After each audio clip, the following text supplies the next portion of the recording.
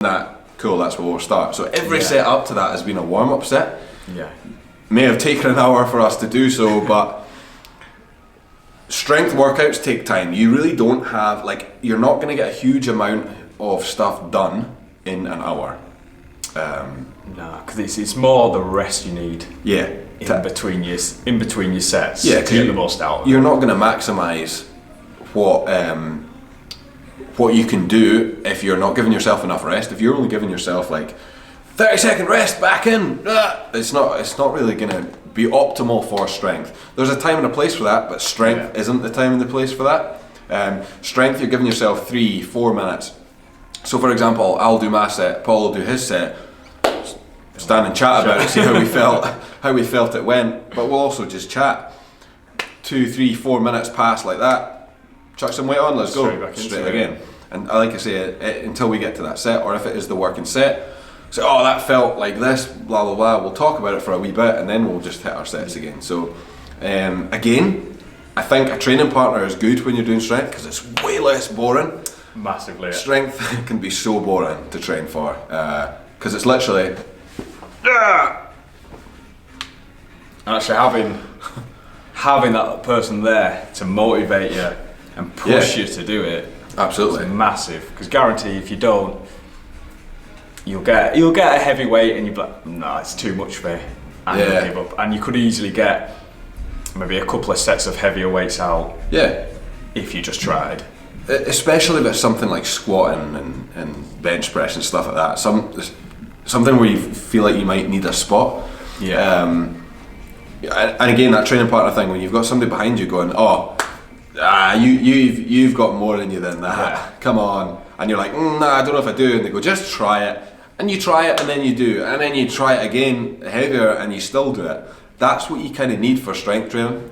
And you've always got that safety barrier, somebody behind you. If you can't get a weight back up, you've got someone there to help you, you're not going to be in danger. I think that covers strength training. If you need any more info on strength training, I'll be releasing some strength training programs soon. Casual plug. Right, so next one. Best advice you can give someone who's short on time to fit in exercise each week. For example, someone can only commit to 3 or 4 hours a week. What should that be doing for, I think I've wrote this wrong. What should that be doing for best overall benefit? I may have written that down wrong, but I get the gist. I guess if you can only do, if you're short 3 or 4 on hours time, a week, I wouldn't say that's short a time. That's like four 1 hour sessions a week, which... That's a lot for some people. Yeah. Way more than some people. Massively. But if you are short on time, you want to be doing full body training and the compound lifts, like your squats, deadlift, bench, overhead press. You don't want to be doing the little isolation exercises which are not going to do anything for you. We sort of talked about this morning when we were working out, and it's like if I was going to lift something 10 times, and this kind of goes back to the strength thing too, if I was going to lift something 10 times and it was easy to lift 10 times, or if I lift something 3 or 5 times but it was super hard every time because it was so heavy, I'm doing a lot more work to lift that heavy thing 3-5 times than I am just going through the motions 10 times. You get much more out of it. Training to percentages would be a good one for this. Like, you know, if you know that you're trying to build muscle, working between that sort of 70-75% range of your 1 rep max for 10-12 reps, then that's going to be beneficial to you. But like Paul said, focus on that stuff that's going to get you the most per exercise, I guess. Anything else to add on that, or? I say that's covered it. Cool. There's too much more.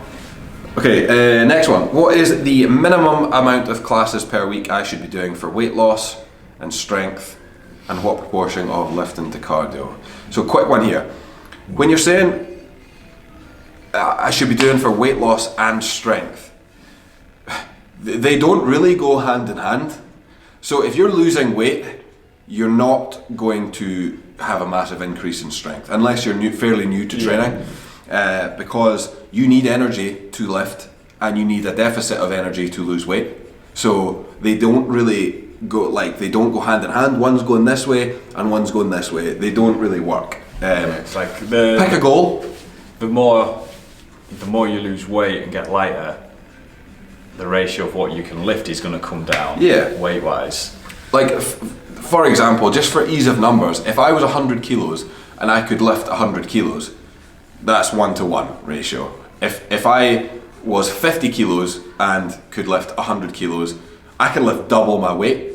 Now, obviously, if I was losing weight from that 100 kilos to 50 kilos, I wouldn't be able to keep getting more than 100 kilos.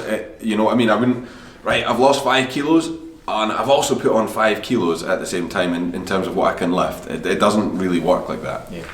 I think most people, that's where they get confused. They need to pick one goal and work towards that rather than trying to do everything at once. Yeah. And in the end, you don't really see the results either way. No, because you don't see any of them through, really, do you? Like if I'm like, oh, I'm going to try and get strong. Oh, but I need to lose weight. Yeah. I'm getting strong, but I'm not losing weight, so I need to focus more on losing weight. I start losing weight. Oh no, I'm not as strong anymore. That's just what happens. And then you just give up and... Yeah, because you're not seeing results, you're not seeing what you want. So totally right, pick one, focus on that. Once you've hit your target, then go for the next one. And I would say, if you're choosing between weight loss and strength, I would say go for weight loss first. Because you can increase your strength afterwards. If weight loss is on your mind, and you're training for strength, you might put on some weight over that time, which is not ideal for you. So. No. I'm going to keep burping. Cool. Why do I love burpees so much? Yeah, why do you love burpees so much? Great exercise. You know who you are. When you're watching and not doing it. Yeah, I love burpees. I'll even do one now. No, I won't. Right.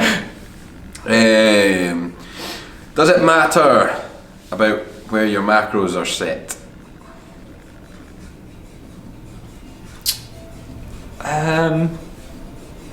Yeah, to a degree it does. More so, some of them do. More so your protein. Yeah. Carbs and fats. I say they're interchangeable. I mean, yeah. Like if you want to eat more fat. Just eat less carbs. Because at the end of the day, it's calories in versus calories out. So it depends on what your goal is. Mm-hmm. But having a protein target to try and keep your muscle mass.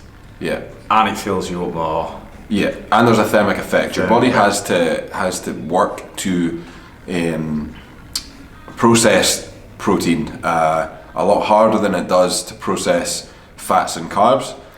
So your body's actually ticking over, and there's a thermic effect of food through that. So massively. And if you are lifting weights and obviously tearing your muscles, you need the protein to rebuild the muscles. Yeah. So that's the only one I would have a target goal in mind. Mm-hmm. And then fats and carbs, I'd do as I please. Yeah, same. As long, obviously, if they're within your calorie goal. Which leads us on nicely to the next one. Do I need to track my calories? It's pretty obvious, but most people don't. But how do you know? Well, how do you know how much you're eating? Don't track. We can take this right back though. Do I need to track my calories? No, you don't. Depends what you're doing. If weight loss is your goal, yes, you do. Even if you're trying to put on weight, I would say you're best to track them, because even if you're trying to build strength, you could still be eating in a deficit without realising. Absolutely. And you're not going to be able to build the strength, and you'd be like, what's going on? Why can't I do it? Yeah, totally. It takes that variable out of things. Like, if you know that your nutrition is on point for whatever your goal is, then you can't turn around and go, oh, it's because I wasn't doing this. Well, you've got that part sorted, so now you've got less to worry about on what it could be, less variables to think, oh, well, maybe it's this. Maybe I'm not actually training to the percentage I thought I was. Maybe I can lift heavier than I thought I could. Things like that. So, and the more you get used to tracking and knowing, how many calories in such and such, after a while you can kind of scale it back, and you can self-track in your mind, and you'll have a rough idea of where you sit at. But then when you need to really, to lose weight, or lose fat, then you really want to start tracking it so you know exactly where you stand. It also depends, like, it really depends on what your goal is and how rigid and strict you want to be on it. Like, if I'm going out for a meal and I'm tracking my calories and stuff like that, I'm not tracking my, I don't know, 5. Well, let's not use 5 guys. You don't want to be one of them people in a restaurant who's there. Yeah, trying to scan all your food. Absolutely, and I hear this quite a lot, and it's, you know, if you're in a restaurant, I need to scan this and that. Everyone just is like, what are you doing? Enjoy yourself. Stop being miserable. Because, in my opinion, having to sit down and work out, if you do it beforehand, by the way, like, that's fine. That's fine. That's fine if you go, oh, I know I'm having the fajitas from this place because I know what calories they are. That's worked out. Cool. But if you're doing it in a restaurant thinking, oh, wait now, let's see this menu. I'm just going to look through everything to find something that fits my macros and everything like that. That's miserable. And I wouldn't say that's living your life properly or fun. By all means, if you want to do that, do it. I just highly would not suggest it, because everybody else looks at you like, no, not that they should judge you, but it's a bit boring, man. But if you're eating out like every so often as like a special occasion or just a treat or something, you want to enjoy it. You don't want to worry about don't worry about what you're eating. Like, it's a meal, not one meal made somebody fat. It's like constantly overeating calories. That's what makes people fat.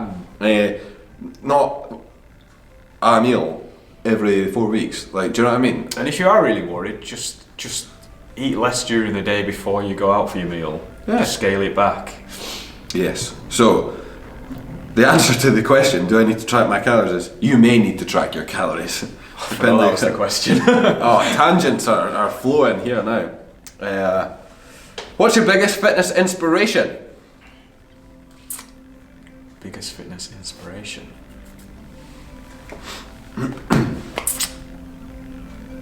As in a person? I guess so. Mine is my hammer throwing coach from when I was younger. He kept me on the right track through my training and stuff when I was younger. And done a lot for me, and I seen like kind of what I could get from sport and exercise. It was in a different way, but if I hadn't had that, I wouldn't be on this path and kind of where I am just now anyway. So definitely Alan, he's my man. I don't think I really got a fitness inspiration that comes to mind. It's kind of just more me. Well, I wasn't gonna say that. But I say mine was just more self-motivation, getting into it. Is it a question that's like, okay, so let's add to that then. How did you get into fitness? I'd say I was on the Greg's diet. So it was pretty much Greg's for lunch, Greg's for dinner every day. Yeah, don't do that. And then I got like huge, but not in a good way. How big did you get? I was there like, I'd be a good 2.5 stone heavier than I am now, with no muscle, zero muscle. Yeah. Just all fat. So that was the time when I thought, what have I done?